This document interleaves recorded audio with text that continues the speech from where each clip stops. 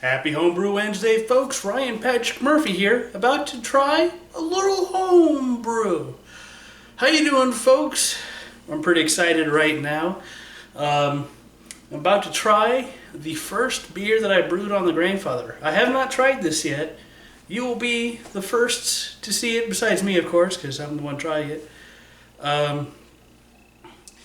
I don't know if this is fully carbonated. I'm going to guess it's not. It is Tuesday, so the day before you watch this, or at least I put it online, I should say. And I kegged it on Saturday, I believe. I believe it was Saturday. I am not sure if it's going to be any good. I'm going to assume it'll be good. I mean, I've made the recipe many times before. I've never done all grain with it, though. And we'll see if... Actually, I have drank it all grain. I had a buddy, Sir Quack or Porterplex. You might know him as one of those. I believe he brewed this once, all grain. Well, that was pretty good. So we'll see how this is. If it's not carbonated enough, we'll turn the gas back up and wait a few days, and I'll probably have pretty tasty beer to drink, hopefully. So I got my tasting glass from Burfest a couple years ago. We went to that with my dad, Magic Murph, Coralville, Iowa. That was a pretty fun time. Let's see what goes on here. Got a little pressure in there. Of course, now that this is like the first that I've dispensed of, it's probably going to be full of yeast and crap. Let me make sure the temperature didn't go up on the regulator here. Oh, it did. I hate my regulator. I really do. It's a piece of junk.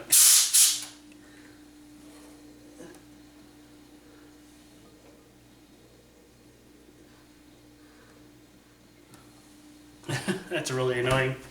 Gotta hate that. So at least it faked it, made it look like I got a really good head.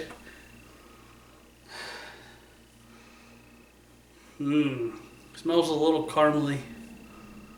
Just a little bit. This was the line that the pumpkin ale was in, and I ended up dumping that. So that hurt. That really hurt dumping that. I think it was too much nutmeg in it, honestly.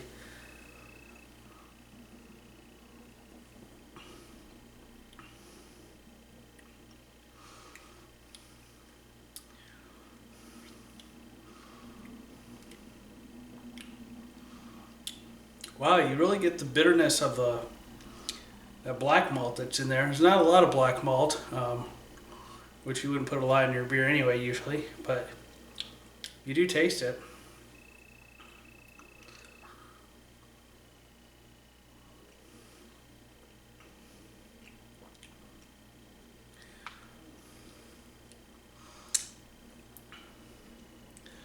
Wow, that's pretty good. I like that. That came out, look at the lacing on that. Not sure if that's because the glass isn't as clean as it isn't beer clean or what. But it looks pretty good, don't it? I think there's a lot of bitterness from probably yeast that's been pushed out of the bottom. When you keg this stuff, I did not put this beer in a secondary, and so it was still sitting on a lot of yeast. Any of the yeast I may have sucked up is now settled down to the bottom of the keg by now. And so it's pretty much the first stuff that gets to come out of the line. So it definitely is cloudy at that point.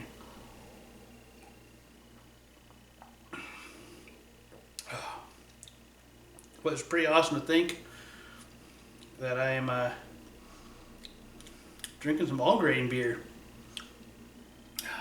That's pretty exciting.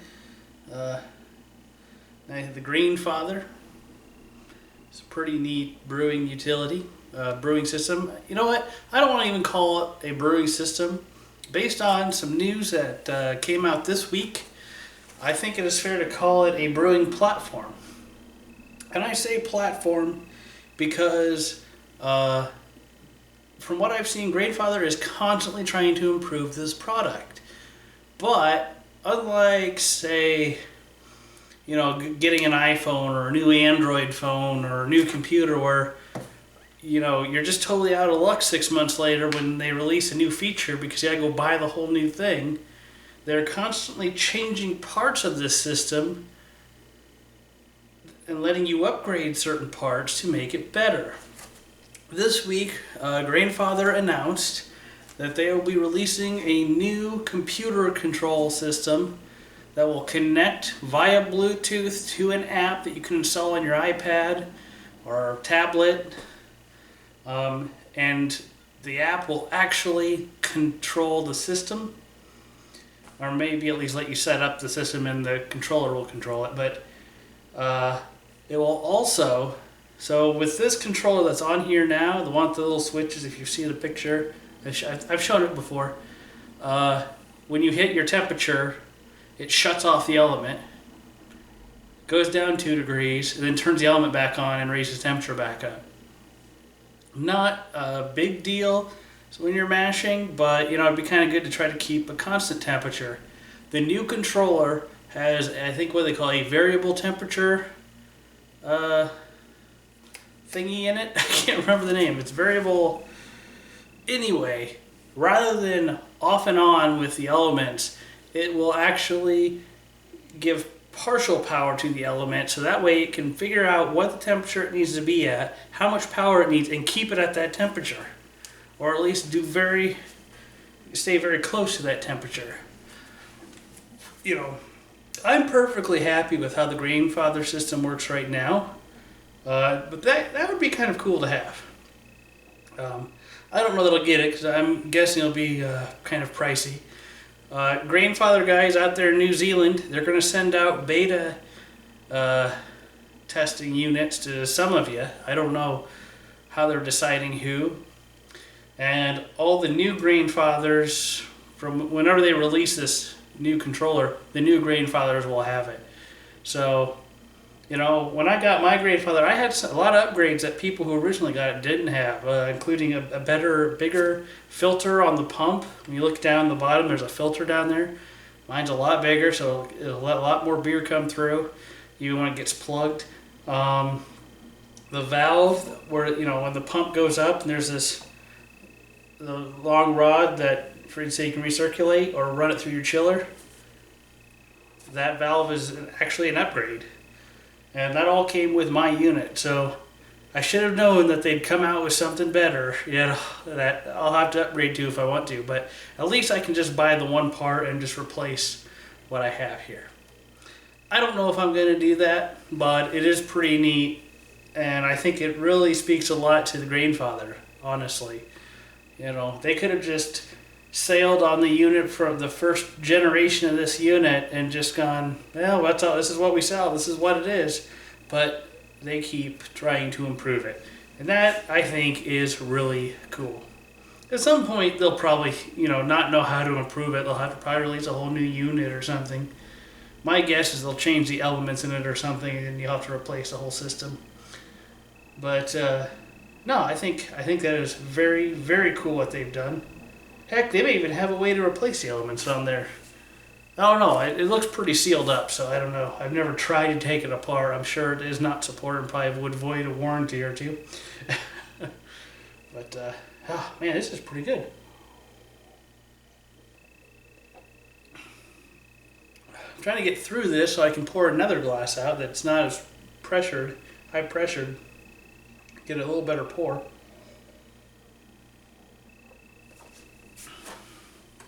Maybe a little clearer.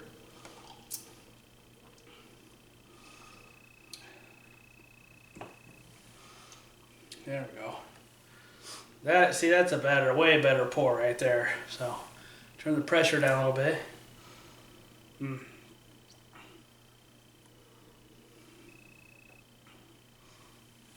So I was really surprised that I brewed this beer this year. And probably would not have brewed it had I not gotten the Grainfather. And there was also a really good deal on No Other Brewer the day after I got it. But, as with tradition, when I have brewed this, I have used a different yeast. Well, not only did I use a different yeast this time, I used a totally different brew method. But the yeast was the Pacific Ale yeast from White Lab. It's one of their suggested yeasts.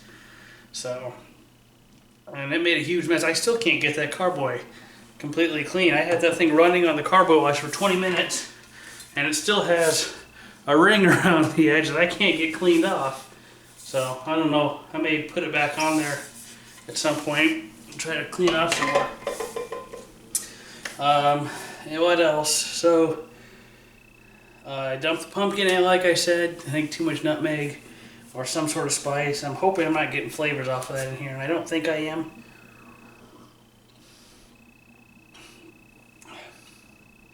I tried very hard to clear out this line, make sure it was nice and clean, because I did not want to get any flavors off of it, but I think it's pretty good.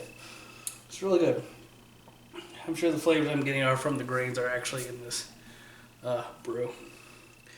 I think that's all I got for you this week, folks. As always, thanks for watching. I do appreciate all of my viewers. You know, I don't have a whole lot of viewers, but I do appreciate those of you who do take your time, take the time to come and watch my channel or watch my videos every week. So cheers, 17. The AC's kicking back on because it's a little warm here. We'll catch you next time. Cheers.